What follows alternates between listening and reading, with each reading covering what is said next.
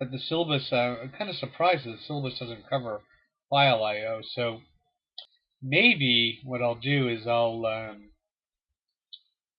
rework this one and show you some file I/O. We're probably not going to get through all of arrays tonight. It looks like, especially if I start adding file I/O in, finish up the rest next week, which is okay because we got a couple of optional days here.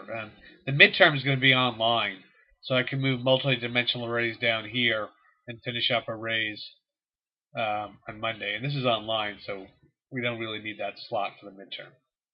Okay, let's see if this works.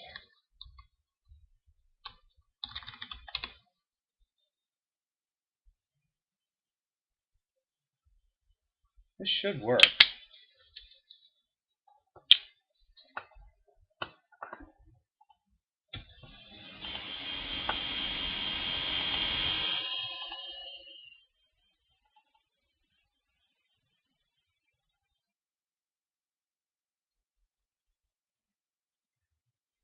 Oh, good point. Should be 1 to 99. Should it be 90, 99? Yeah. Good catch. You're right.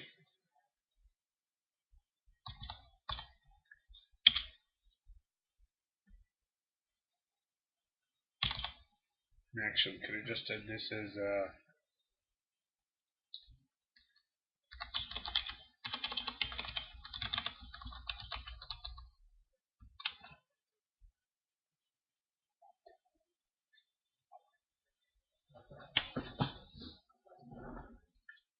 okay, so let's just go compile this again. Okay, so I'm going to show you what the command line arguments, or args are, stands for the command line arguments. And this goes back to the day of command line prompts, or writing things from the command line, and you could pass numbers in to a program from the command line. This doesn't happen as often anymore because we don't really, unless you're working on a Unix environment or a Linux environment, you don't see this very often anymore. But basically, I can space separate a bunch of numbers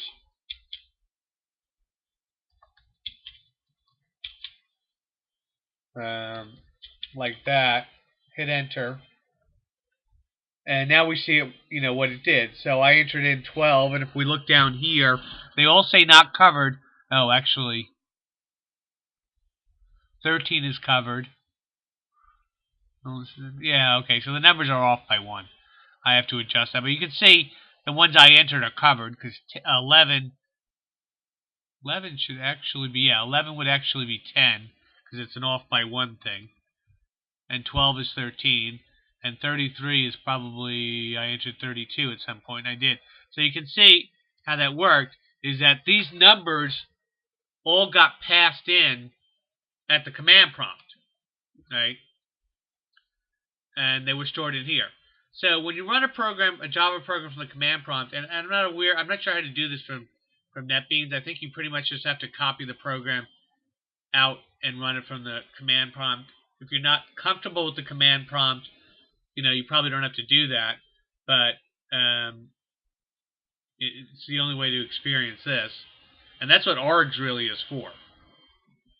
And it's a string array because we have no idea what the user is going to enter at the command prompt, or how many values, or none at all.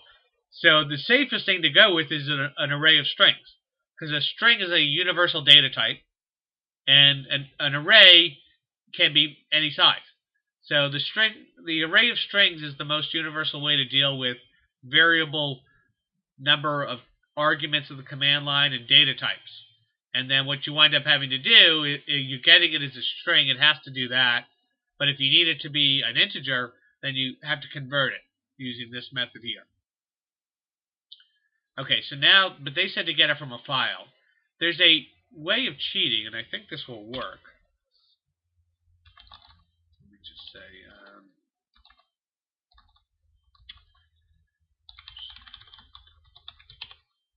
if this works. I think this will work. I'll put some more numbers in there. 18.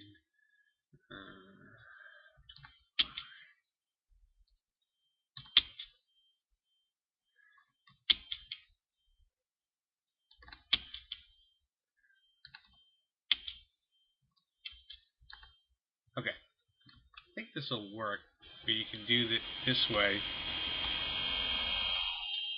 Instead of putting the numbers, you can do a redirection. See if it works. And they were all not covered, so that didn't work. Okay, that's interesting. I thought it would have worked. They might have to be on separate lines each. Let's see. Might be that they all have to be on separate lines. I actually thought that would have worked.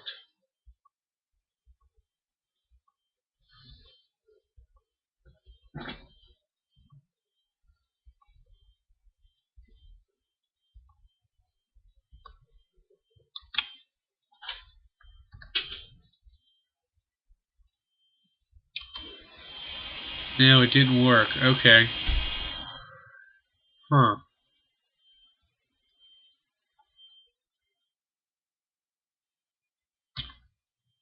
Kind of thought that would have worked. Okay. The other thing to do would be to just open it and read it as a file, which is the original. And surprisingly, it doesn't look like any of these things here are going to cover file I/O, so maybe I'll just do it. And, we can just do it that way. So, let's see.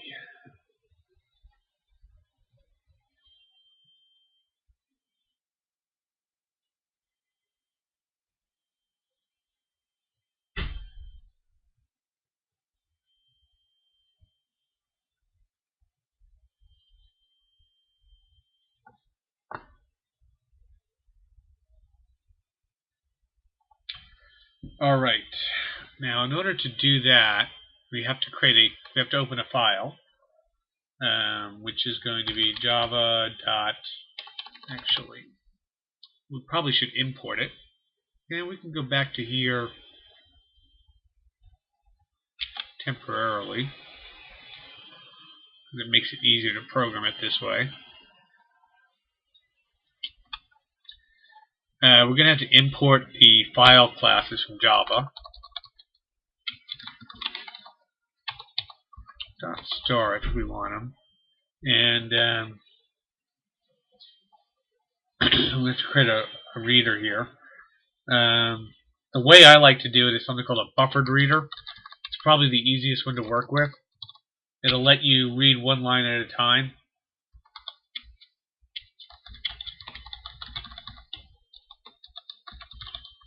And then we have to give it the file name. It works on a file reader. And I think it was numbers.txt, right? Okay. So that'll get it. And then what we do is actually we're going to, instead of using the for loop, I don't like that.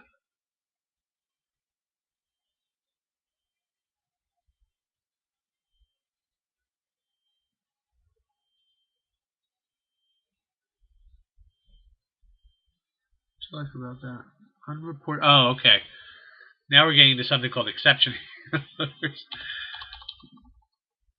which we haven't really covered yet either. An exception, and what happens is, anytime and you're going to learn about this when we get into some database stuff.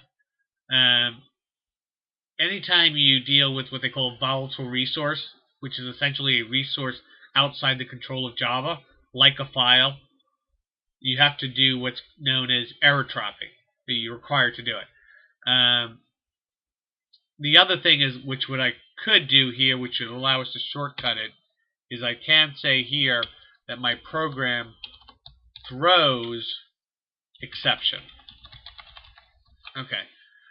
So what I'm saying, when you say throws exception here, you're saying this program's about to do something that may crash and burn. This is not really the best way to deal with it. The best way to deal with it is to use something called a try-catch block. And when I get to some of the database stuff later on, JDBC and stuff like that, dealing with databases is a similar issue with a volatile resource, because a database is a volatile resource. And that's just a resource that is independent of Java. So a file would be independent, a mail server would be independent, a database server would be independent. Okay, so what we need to do here is to read something in, a line at a time. And the way we do this, let's see, let's create a string,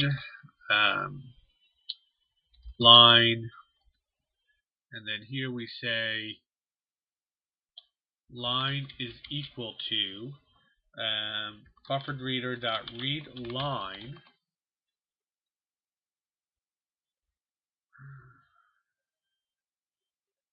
Oh.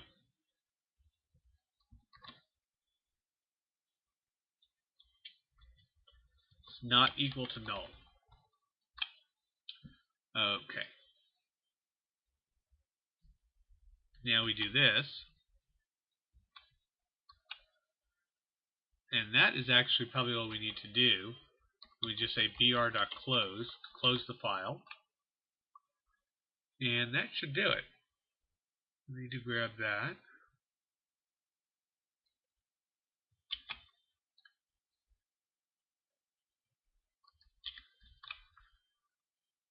Need to compile this again.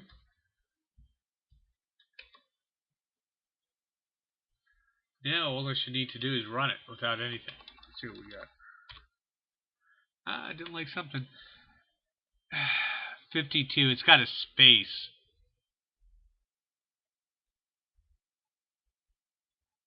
It's the problem. I think we can just say .trim. We'll get rid of that. Let's try that.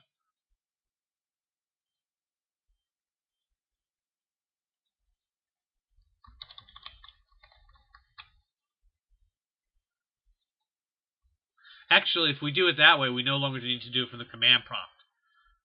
Except we're going to have to give a specific drive location as to where this thing is. I can actually now do this from NetBeans.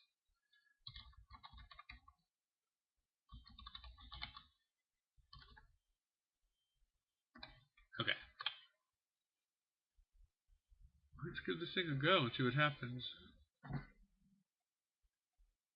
Okay. It worked. I think it worked. Don't remember where are our numbers. We can get rid of this one now. Here are our numbers. Right? We had, so again, 13. The numbers are off by 1. So I think what we should do is,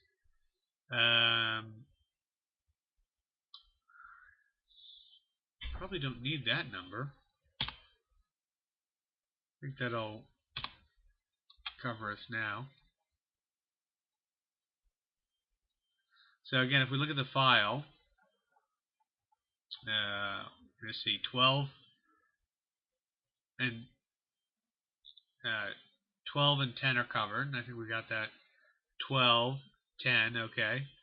And then we see 15, which I put in here right there, is covered. So that worked.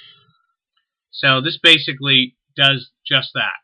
And it tells you what's covered and what's not covered. So sort of a crash course in file I/O.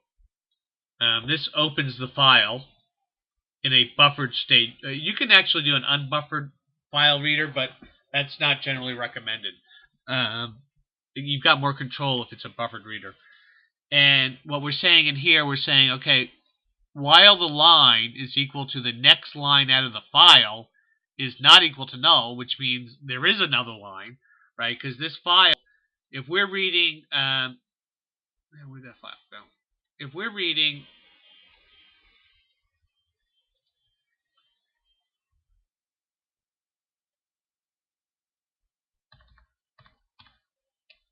okay, so if we're reading one line at a time, we read a line, it goes till it gets the next line, next line, next line, next line, and it keeps on getting the next line.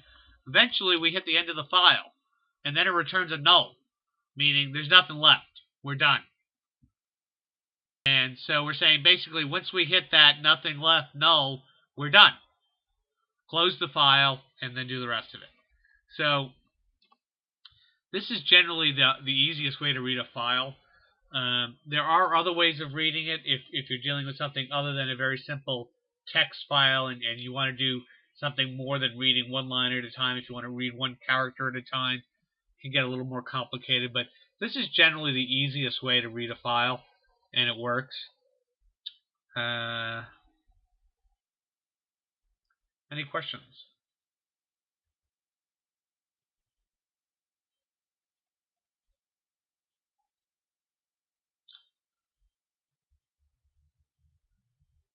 Deck of cards. Oh, let me see. I think I do have this one. I don't.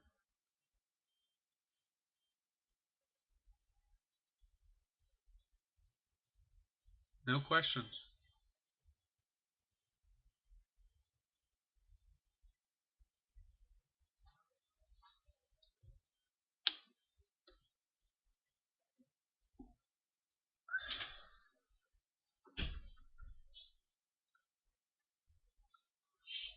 Deck of cards. What's the problem with the deck of cards? Let's see.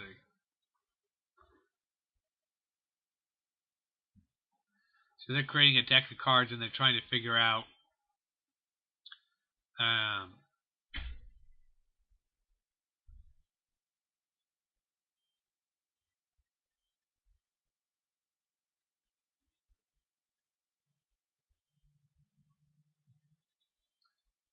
they're going to give you 4 cards, which is just a random number generator.